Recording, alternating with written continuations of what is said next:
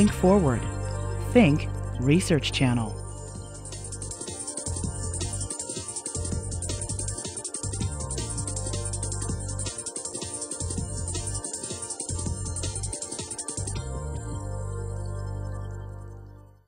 The opinions expressed in the following program are strictly those of the speaker. They do not necessarily reflect the views of the National Science Foundation.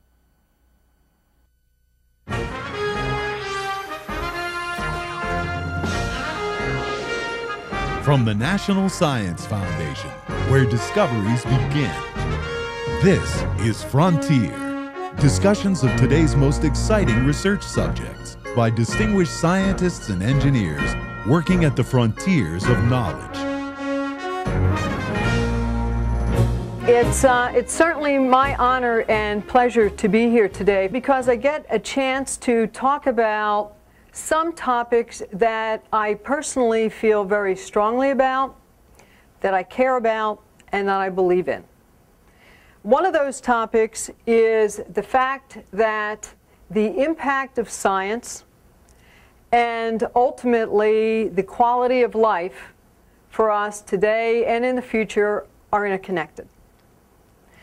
Another thing that I feel very strongly about and believe in is that there is an absolutely critical role that chemistry and the chemical industry itself plays in the quality of life in our future.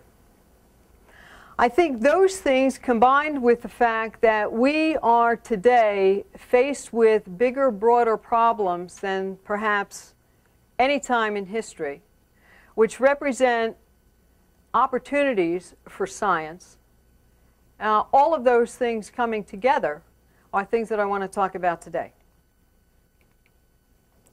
So let me start with just a little bit of background.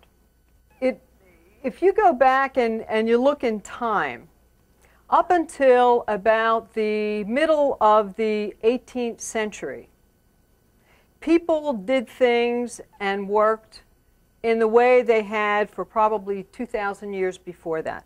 Some things changed, but fundamentally not so much. About that time, the middle of the 1700s, the Industrial Revolution began. But at the approximate same time, there was another revolution beginning, and I'll call that the Chemical Revolution. Up until that time, people made things with things that they had around. They didn't really understand how or why they worked, but they made such things as soap from animal fat and ashes. They extracted things from plants or roots or bark that had some kind of therapeutic value. They found that they could have dyes from minerals or preservatives or other kinds of things that they simply found and perhaps mixed together. And then, about 200 years ago, we began to understand a little bit more of the basics of the mysteries of matter. We began to understand much more about how things work, how they're subdivided, how they can be transformed or reformed or compounded into something completely different. And that's what really drove the chemical industry to what we have today. Today, the chemical industry is a huge industry. From an economic standpoint, it's almost $3 trillion on a global basis. It represents 10% of world trade. Very, very significant. In the United States, our industry here is well over $500 billion a year in sales. We're one of the industries that spend a significant amount of its percent of sales in research, about 3.5% on average. Another important factor that shows the basis in technology is the fact that 1 out of every patents granted in the United States is granted to the chemical industry today. One of the things that sometimes we don't fully understand and appreciate is when we talk about an industry like the chemical industry, we'll talk about their sales. A little over $500 billion in the United States for the chemical industry. We talk about employment directly by that industry, and there's about a million people, a little less than a million people, directly working in the chemical industry. But what we don't see is the impact that, in this case, the chemical industry has on not only the economy, but also the way we live and the things we use on a daily basis. If you look at both sides of the chemical industry, the products that are purchased in order to be transformed into something else by the industry, or the immediate customers of that industry, you can take those numbers and multiply them by somewhere between 6 and 7. If you then go further down the chain and understand and realize that greater than 95% of all manufactured goods today are in some way touched by chemistry or the chemical industry, and that correspondingly 30% of our employment, 30% of the GDP in this country is based in some way, shape, or form on the industry, you begin to see the economic impact this industry has and the importance that it has to not only European and American economies, but growing Asian economies as well. It also has a terrific impact on how we live. This is a relatively simple value chain in the chemical industry, where our goal is to make better products that have social and economic benefits and so on and so forth.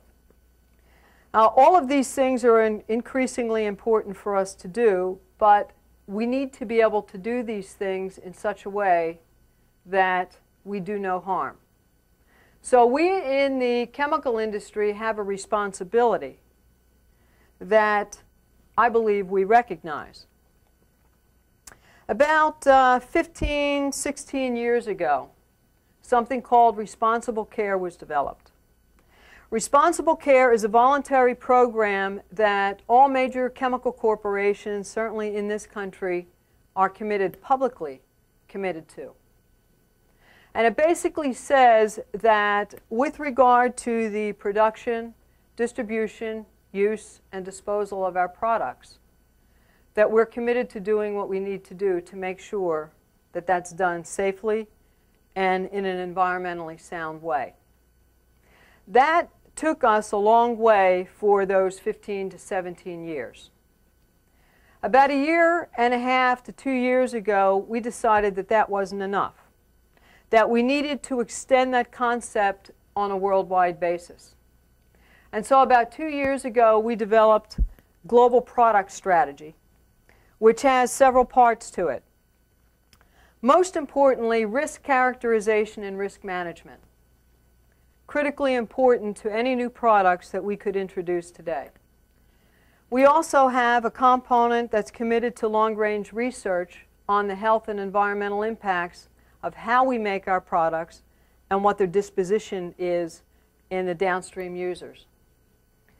We're also committed to chemical testing and also communications. Ultimately, it's our belief that if, on the one hand, we produce products and commercialize products that are harmful in some way to health or environment, or conversely, we don't produce products because we think they may be harmful to the environment, all this based on not complete science, then we will have failed as an industry. In addition to those two items, the chemical industry is also committed to safety. It's our belief that it's a condition of employment, and it's also our license to operate. The chemical industry has the best safety record by a factor of 4 more than any other manufacturing industry, not just in this country, but around the world. Security is another issue that we are concerned about in the chemical industry. And we've been working with the Department of Homeland Security, the EPA, the Coast Guard, to develop criteria and guidelines to secure chemical facilities in this country. And the key chemical companies that belong to the American Chemistry Council will be in full compliance within the next couple of months. The one thing that we know in the industry that we have not done as well as we should is communicate. Communicate the benefits of the industry and communicate the challenges that we face. And so about 2 years ago, the American Chemistry Council put together a program of education. There's a website, there's printed materials, and there's also some ads on television that talk about the chemical industry as being essential to everything. And I've got 2 small clips here that I'd like to share with you.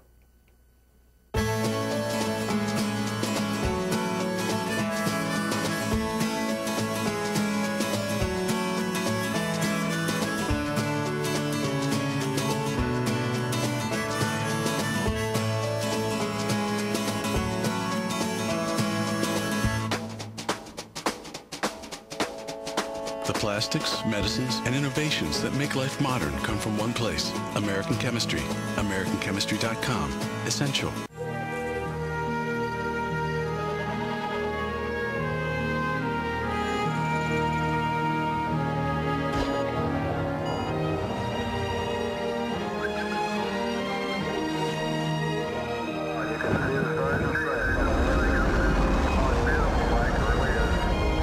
What's essential to American life comes from people who work in American chemistry. AmericanChemistry.com. Essential. Those things that you saw in those 2 clips are not chemistry alone. Science and the application of science is becoming more and more interdisciplinary. And more, and I want to talk about this a little bit later too, the fact that we need to become more interdisciplinary in the way we do research and the way we think about solving some of the world's problems, and I'll talk about a couple of those in just a moment, is absolutely critical. This is a guy that to many people is probably the embodiment of science. And as you can see, he once said, imagination is more important than knowledge. I completely agree. Not just in my company, but in my industry, one of the biggest barriers we have is ideas, is big, bold, creative ideas. Now, there was somebody else that once said about 2,000 years ago, or actually more than 2,000 years ago, a guy named Plato once said that necessity is the mother of invention. And many times invention can be spurred by the fact that we have problems and issues that need solutions. Let's look at a couple of these things. Energy. The DOE and also the U.S. Energy Information Agency has projected that worldwide demand, actually it's closer to 57%. Worldwide demand for energy is going to grow by that much by the year 2030. The United States today, I think you all know, is the world's largest user of energy. India and China are fast followers. In fact, it's been projected that China by the year 2010 is going to surpass the U.S. in energy demands. But if you look at China, for example, you can see that even out to perhaps 2030, the energy is going to come from about 65% from coal, about 22% from petroleum, about 5% from natural gas, about 5% from renewables, and the rest smaller and smaller items. So when you look at the fact that energy is also associated very closely with the environment, standard of living, these are big issues that we're all going to have to face in the future. Solar and other renewable technologies are extremely promising, but there isn't one study that I've seen that indicates even in the next 30 to 40 years it's going to represent more than double or more than single-digit percentage of energy use around the world. Now, that doesn't mean that we shouldn't work on it. We should. But it's critically important to understand that we're going to need some breakthroughs that right now, today, we can't see.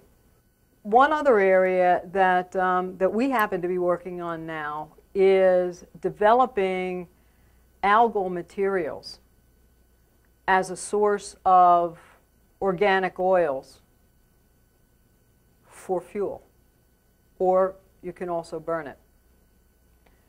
This gets away from the land problems, the food chain problems that we have with ethanol, for example. And you can make many different crops of algae in a relatively short period of time. And the big benefit, to your point, is that it's a net taker of CO2 from the air. Those are the kinds of things that I think we have to work on. It's also been said that somewhere in the neighborhood of 2/3 of all energy that's generated is lost either in transmission or in inefficiencies in use. I think this is one of those areas that we need a concerted effort in, and I think it needs to be a big, bold area. Energy in general is that kind of an area. It's a let's put a man on the moon in 10 years kind of issue that we haven't chosen to put that kind of a target or objective out there yet. Here's another one, the environment. 83% of particulate air pollutants come from the use of energy. That's a number that exists today.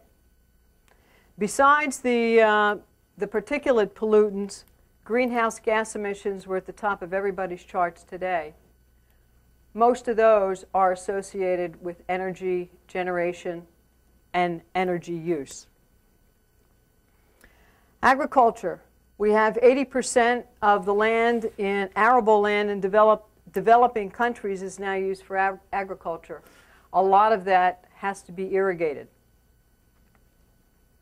We're thinking about big solutions in terms of getting more water, typically in many countries by desalination processes, which can then lead to more water for irrigation. But wouldn't it be good if we can use salt water to grow crops, to grow food for animals? We need to get out of the paradigms that we're thinking about in terms of solutions. The other thing that we also talked about this morning was the macro-micro concept, whether it's in energy or, for example, in pure water. The fact is that a lot of developing countries don't have infrastructures yet. They're not wired, they're not piped. An example of this is cell phone use in China. There are more cell phones in China than there are any place in the world. Why? They never wired the country. So we can't just think about big solutions, big nuclear power plants, big water treatment facilities and the like. That works and it's good and it's economically feasible in many cases. But it's not going to reach all the people in the world. It's not going to reach even a majority of the people in these developing countries. There's somewhere between 1.6 and 2 billion people today in the world who live without energy. Without energy supplied heating and cooling, without energy supplied transportation. Those are the kind of people that we need to do something about. So we need to think both big and small. We need to think at the nuclear energy plant size, and we also need to think at the solar cell size. We need to think at the big water treatment desalination facility size, and we need to think at the individual water purification size in order to solve the problems that we've got. This concept of closed-loop processing, or cradle-to-cradle, is something that's critically important for us going forward. we need to have a much better understanding than we do today about what we take from the earth, how we use it, how we modify it, how we distribute it, how we dispose of it. And this cradle-to-cradle concept is critically important, especially for industries like the chemical industry. Again, more research needed here. Another area is people. By 2010, half of the world's population are going to be living in urban areas. It's been projected that by 2050, that number is going to be 2/3. Of the people that live in urban areas today, a full 1/3 live in what we would call slums. The people who live in this kind of environment could end up being half of the urban dwellers in another 20 years. Urbanization, on the one hand, can also provide some benefits. It could end up providing the kinds of economy of scale that we were talking about before, which could be beneficial. But we need to address it, and we need to address it now. The population is also aging. We have something on the order of 65% of the people today who are over 60 years of age are living in developing countries. That's going to be 80% in another 25 years. There's going to be more people in another 25 years who are over 60 than who are under 15. So when you begin to think about the needs that is going to put on our science, our technology, our infrastructure, and our systems, when it comes to food and water and health care, it's huge. The opportunities in all of these areas are huge, and science is going to be the key to solving them. So a lot of these numbers and statistics that I've already provided to you don't have to play out. That's our current picture. And if those of us associated with technology and technology-based corporations can come up with some of these solutions to these problems, the numbers that I told you don't have to happen.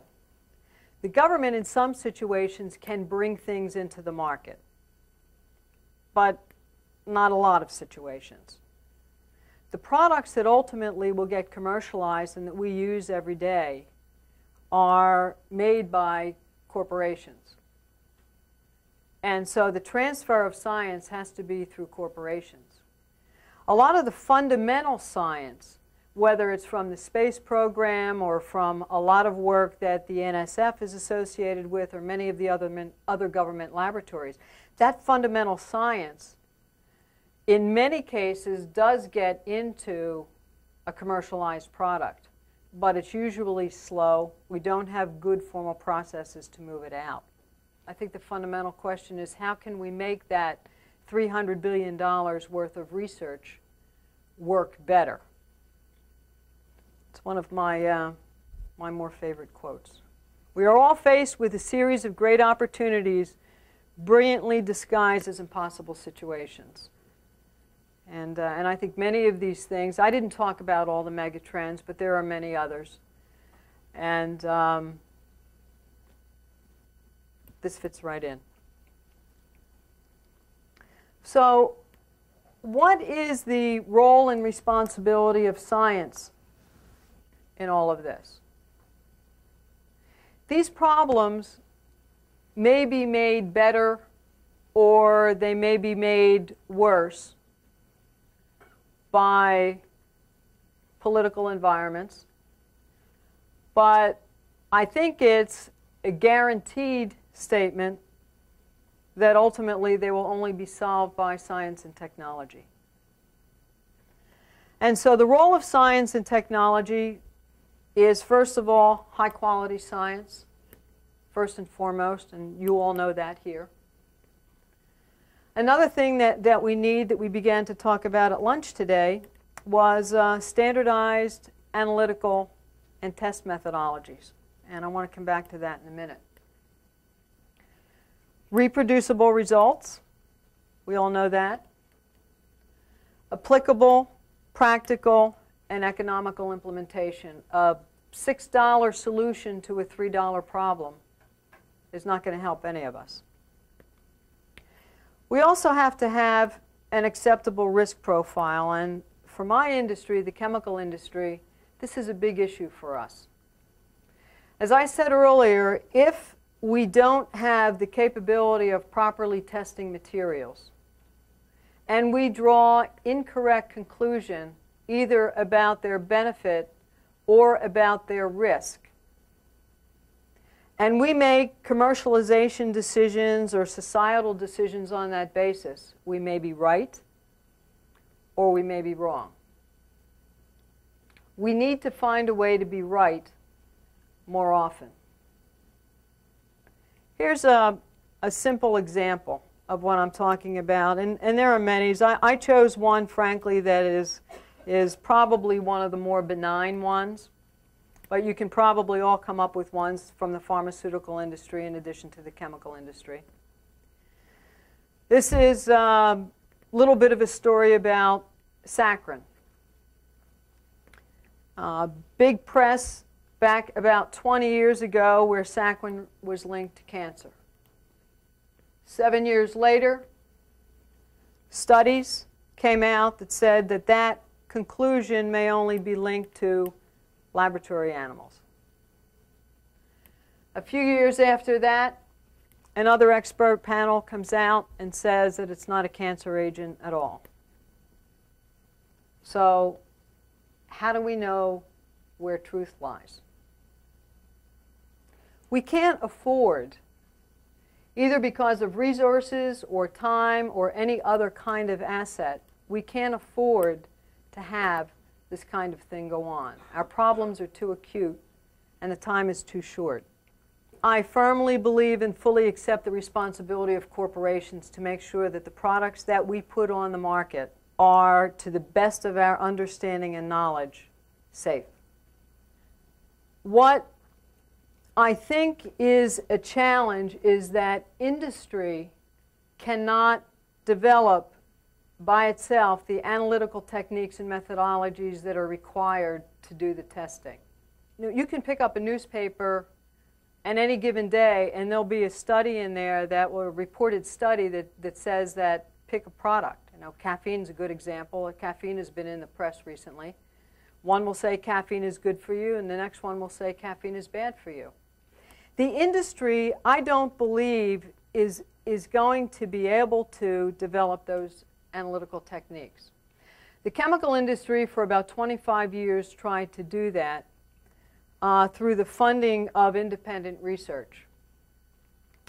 Not only do those things take a long time, but any time that an industry, I don't care which industry it is associated with analytical testing of any kind, the results are automatically suspect. Deserved or not deserved doesn't really matter. So I think one of the key possibilities and key responsibilities of the government is to work on developing the ASTM equivalent of test methods that can be in some way standardized. Now, this is not a short-term project. It's a long-term project. But I think on the one hand, I don't think industry can do that. They can work in cooperation with government and academia to do that, but they can't do it by themselves. And I think the issues and the problem of developing those things are large enough and long-term enough that I believe the government needs to get involved. It will not only help us to put better products in the marketplace and to eliminate bad products in the marketplace, but it will also help us utilize our resources better. To come back to the comment I made earlier about intersections and interactions, I think a lot of the innovation in science today, certainly in corporations, is interdisciplinary. That's not going to change. It's only going to become more so in the future. Now, in corporate research, there are very, very few areas that are pure anymore.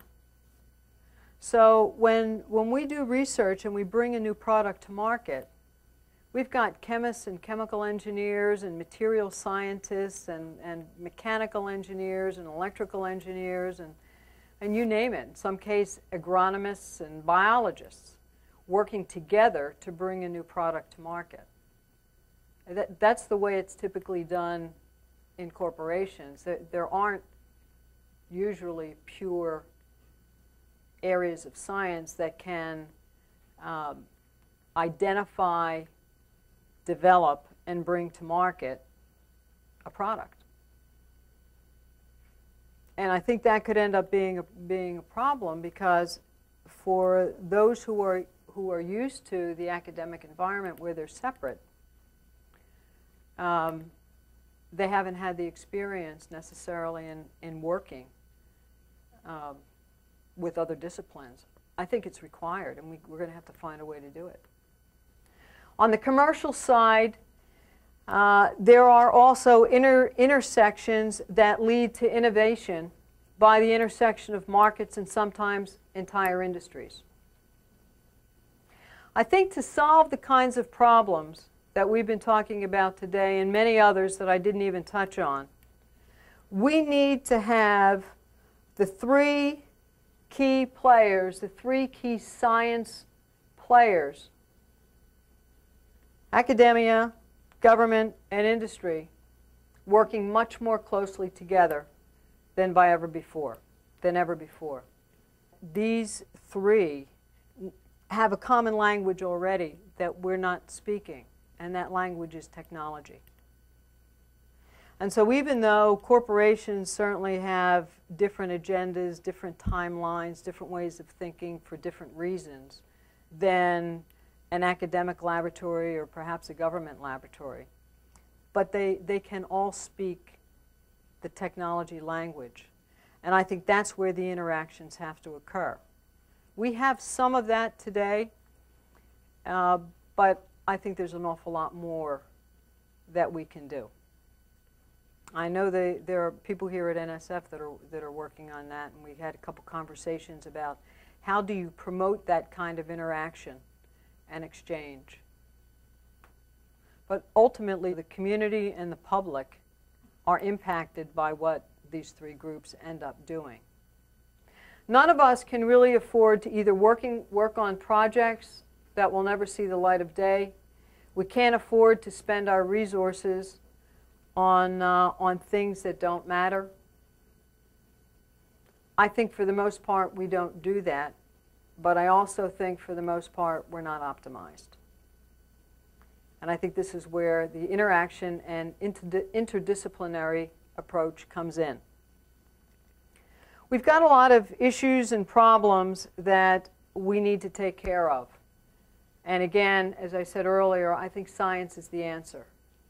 Science and technology application is the answer to solve these problems. So we need to come together in a way that we've never come together before, industry, academia, and government, to solve these problems that we've got. I'm sure that we can do it. We've got the capability, we've got the talent. All we have to do is put the processes in place to get it done. Thank you.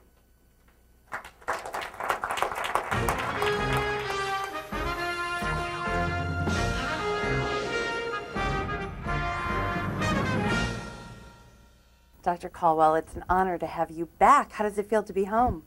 It's wonderful. I really, really have enjoyed my time at the National Science Foundation. The people here are extraordinary, and I continue to brag about them and what the NSF does for the country and for the world. And while you miss us horribly, you have gone on to bigger and broader things as an ambassador of the international community. Tell me a little bit more about that. It's been very interesting to be invited by the governments of countries. I've been to Ireland and helped select scholars in a program that they've developed. I've also, I'm now chair of a major committee for the Swedish government, the Swedish Research Foundation, which is involved in funding centers of excellence in Sweden. I must say, I wish we could export their views to the U.S. for basic research, because they fund $10 million a year for 10 years to centers for special research in basic research. And I'm also involved in working with the Japanese government. They are trying very hard to build innovation and discovery into their research funding. I'm now on the board of advisors to the president of the University of Tokyo. And the University of Tokyo is working extremely hard to attract women in science, but also to be more international in their science. And I've helped Waseda University, which is a very distinguished private university, in evaluating their program in biotechnology, life sciences. Singapore, Korea, it's been wonderful. I'm beginning to feel like, how should I say, a wandering eagle. Well, it seems the eagle has landed to bring much of what you've experienced at the National Science Foundation and to go even further and to fly higher. So that's very exciting. A free-ranging eagle. There you go. Tell me a little more about women in science. I'm thrilled in part to be with you because you are a woman who is incredibly successful in this field. That was not always the case. Tell me what you've seen. It was very difficult in the initial stages, and we had a discussion the other day about interdisciplinary science. Why do women tend to go into interdisciplinary science? And I've concluded it's because it's where you can be free to explore the connections between disciplines, but also it generally has a kind of service cast to it. Generally it's dealing with understanding complexity of the environment or understanding how basic research furthers discovery and enhances the quality of life for citizens. But I also think it's because that fierce, tense competition that comes from the disciplinary areas where you're expected to focus more and more narrowly on less and less until you know a whole lot about a very little. But that's where the Nobel Prizes tend to be awarded. And that kind of competition and that fierce infighting, for women, you can find a place in the sun and your ideas can be expanded. And I think it's a good thing. So I'm hoping that it will continue to be attractive to women because, frankly, it's the connections between the basic sciences and engineering, the life sciences. The future, I'm told, is in nano, bio, info, neuro technology. I know we've spent some time talking about ways in which we can help get the message out to our young people, encourage them to go into science and math and engineering. Tell me, what's the ticket? How do we communicate with young people? Well, I think it's important to, first of all, link or reconnect universities to the K-12 system. There's been a parting of the ways that developed probably during the Cold War because it was considered that the university research was far too important and that K-12 education should be left to someone else. Well, it turns out that if we left it to someone else, we don't have that next generation of scientists and engineers. So I think it's critical in those years of grades 4 through 8, which we referred to while I was director as the Valley of Death for science and engineering. That's when students are dissuaded, and it's the time when they really ought to be persuaded to go into science and engineering. I think also it's how we teach it, discovery-based science. Teaching it by rote, by memorization, that's not science.